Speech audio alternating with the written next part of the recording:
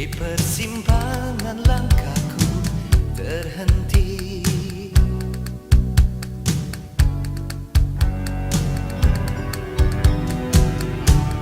Ramai kaki lima menjajakan sajian khas berselera. Orang duduk bersila, musisi jalanan mulai beraksi. Seiring laraku kehilanganmu, merintih sendiri di telan deru kotamu.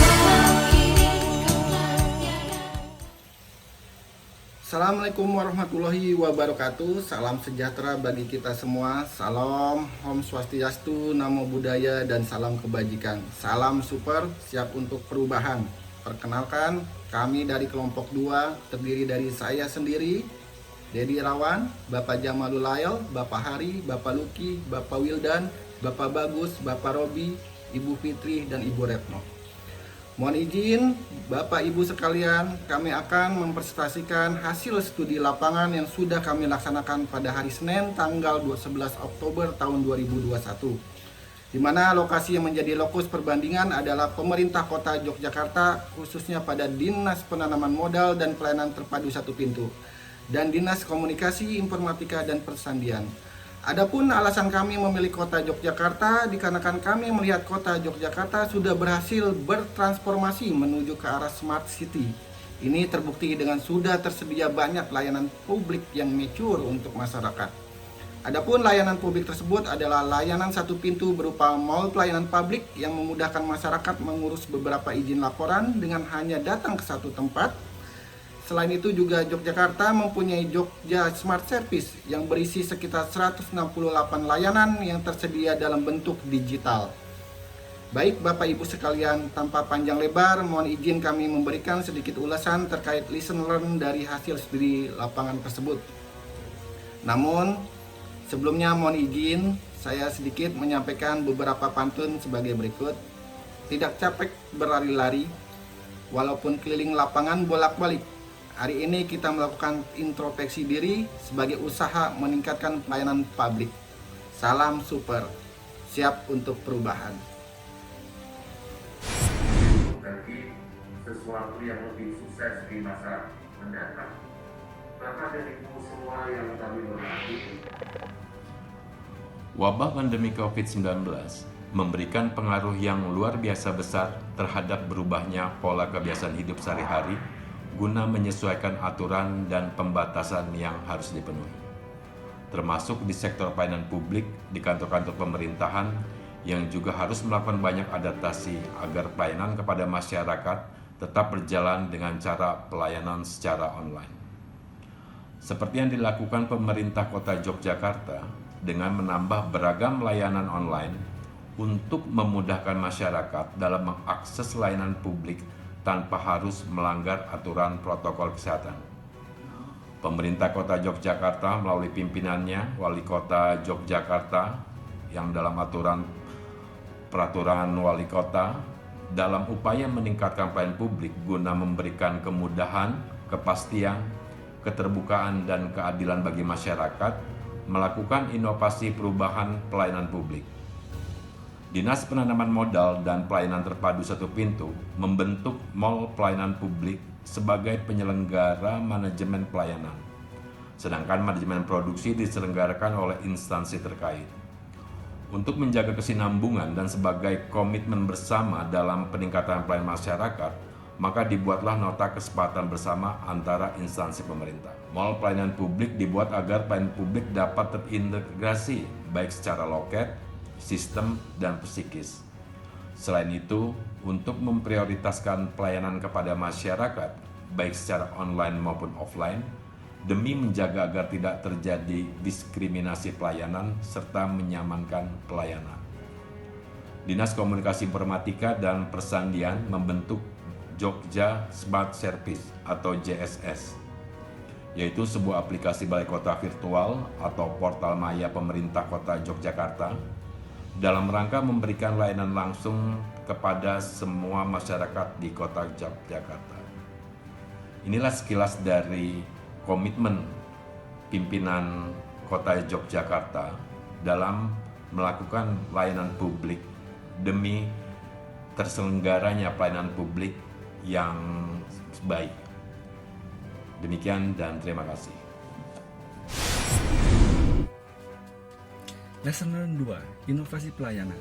Pemkot Jogja mempunyai aplikasi Jogja Smart Services yang merupakan balai kota virtual di mana masyarakat dapat mengakses secara mandiri layanan-layanan yang ada di lingkungan Pemkot Yogyakarta. Hal ini dapat diterapkan di Kementerian ESDM dengan membangun suatu aplikasi di mana masyarakat cukup mengakses satu aplikasi tersebut dan dapat terhubung ke seluruh layanan di lingkungan unit-unit Kementerian ESDM, sehingga pelayanan ke depan dapat lebih cepat dan terintegrasi.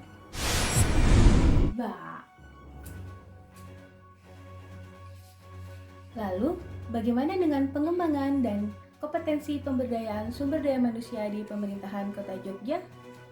Pemerintah Kota Jogja pada saat ingin meningkatkan pelayanan publik juga berusaha meningkatkan profesionalitas SDM-nya, sehingga pegawai pada pemerintahannya dapat memberikan pelayanan yang baik dan prima kepada seluruh masyarakat Yogyakarta.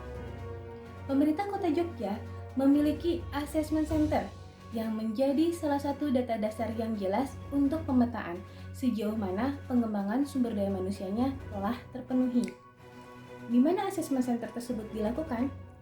Pemerintah Kota Jogja memiliki Balai Pengukuran Kompetensi Pegawai di bawah Badan Kepegawaian Daerah Istimewa Yogyakarta, yaitu sebuah instansi yang melaksanakan pengukuran, penilaian, dan rekomendasi pengembangan kompetensi pegawai.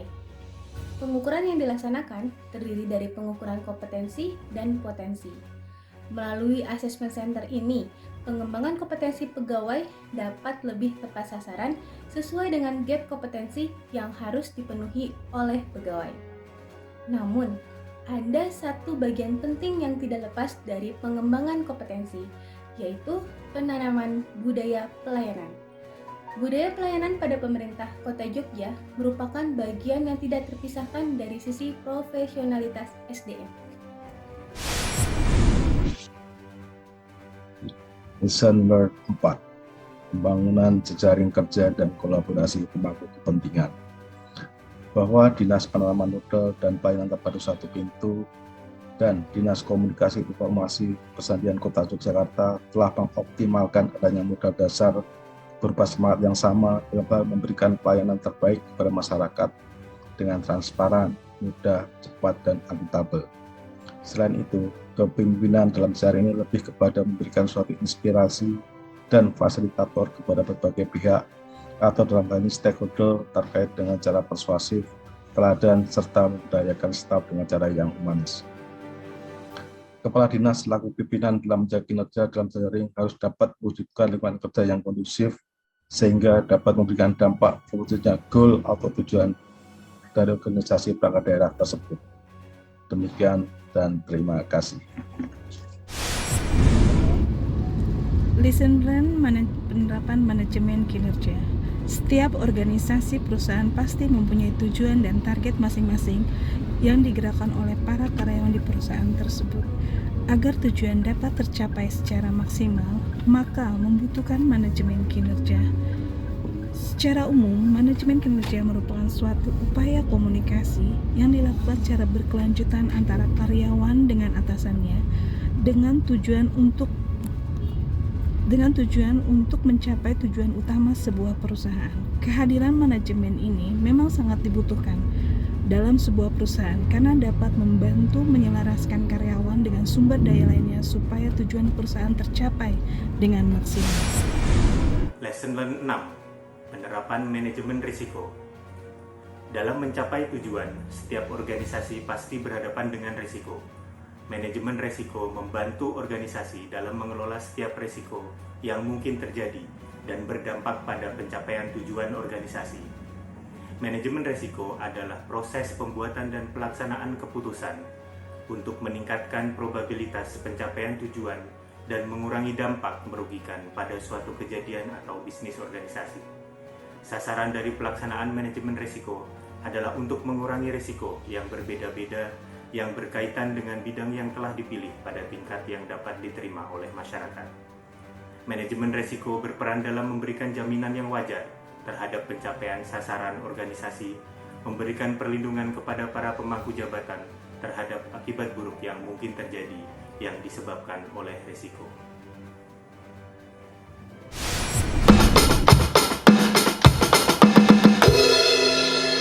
Lesson Learn 7, Planning dan Budgeting. Pengertian planning sebagai salah satu fungsi dari manajemen yang terdiri dari perencanaan, pengorganisasian, pengarahan, koordinasi, dan pengawasan adalah arah suatu perusahaan dalam penerapan strategi rencana pelaksanaan kegiatan yang dapat dinilai secara spesifik, terukur, dan masuk akal selama periode waktu tertentu untuk mencapai hasil yang diinginkan. Fungsi planning adalah mencangkup semua aktivitas manajerial yang memungkinkan organisasi mencapai tujuannya, yang melibatkan penetapan strategi dan kebijakan dari perusahaan tersebut. Bertujuan untuk meningkatkan probabilitas perusahaan dengan memanfaatkan sumber daya yang tersedia dengan sebaik-baiknya dalam tujuan jangka panjang dan jangka pendek. Sedangkan budgeting hanyalah salah satu bagian dari planning yang harus konsisten dengan tujuan jangka panjang dari planning tersebut.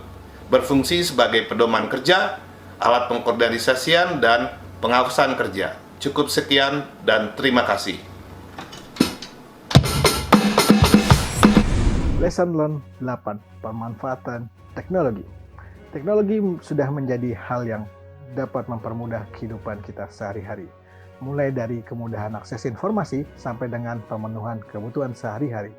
Dengan optimalisasi teknologi, perizinan yang tadinya membutuhkan waktu berminggu-minggu, sekarang hanya dapat dibutuhkan waktu dalam hitungan hari atau jam. Arus informasi menjadi begitu masif, dan kemudahan akses informasi menjadi sangat mudah, sehingga pelayanan publik pun menjadi lebih mudah untuk dapat memuaskan segala pihak. Sebagai peribahasa, pergi kerja ke Jakarta Pusat, muter-muter Cikini menjadi lelah. Perkembangan teknologi begitu pusat, mencari informasi semakin mudah. Naik sepeda untuk refreshing pagi, sepedanya ada di bagasi. Berlebihan menggunakan teknologi menjadi malas untuk bersosialisasi. Maka berbijaklah dalam menggunakan teknologi. Jangan lupa sumber daya manusia yang berlimpah. Cukup sekian, terima kasih.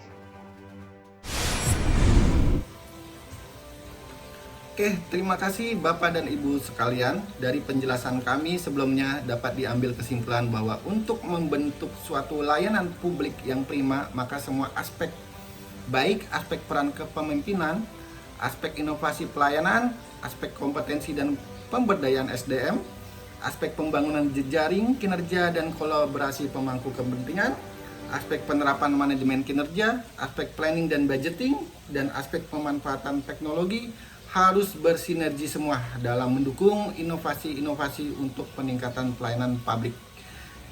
Demikian sedikit gambaran dan ulasan lesson learning dari studi lapangan kami.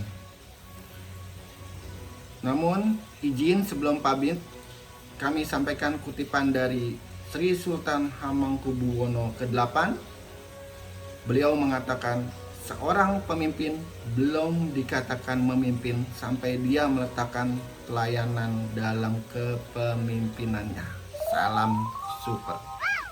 Siap untuk perubahan.